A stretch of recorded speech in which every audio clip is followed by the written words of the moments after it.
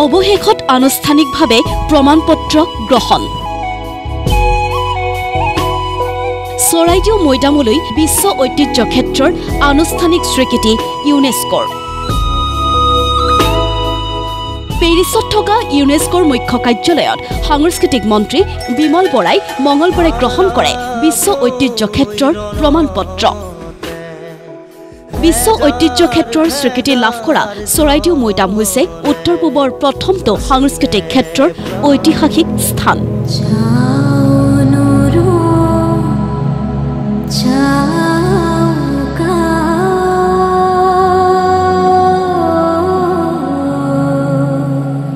স্বাভাৱিকতে আনুষ্ঠানিকভাৱে বিশ্ব ঐতিহ্য ক্ষেত্ৰৰ প্ৰমাণপত্ৰ লাভ কৰি আনন্দিত মন্ত্ৰী Bimal Bora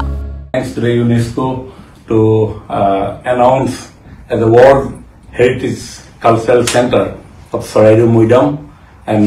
I again thanks to our Honorable Prime Minister Narendra Modi also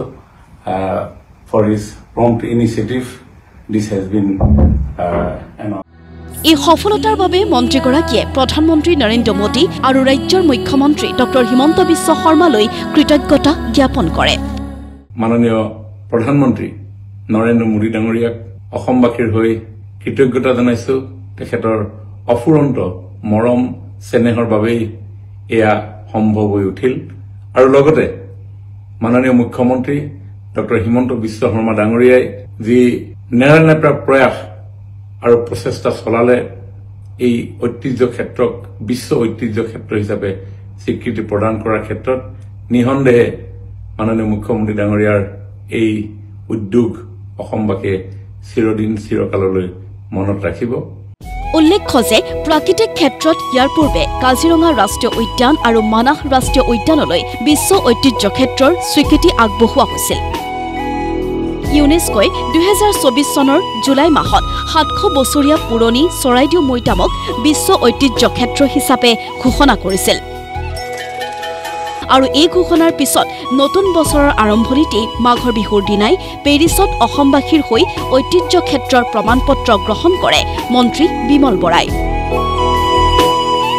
Charaideo মৈদামক বিশ্ব ঐতিহ্য ক্ষেত্ৰৰ স্বীকৃতি প্ৰদানৰ বাবে আন্তৰিকতাৰে কাম কৰি গৈছিল স্থানীয় বিধায়ক ধৰ্মেশ্বৰ কোঁৱৰে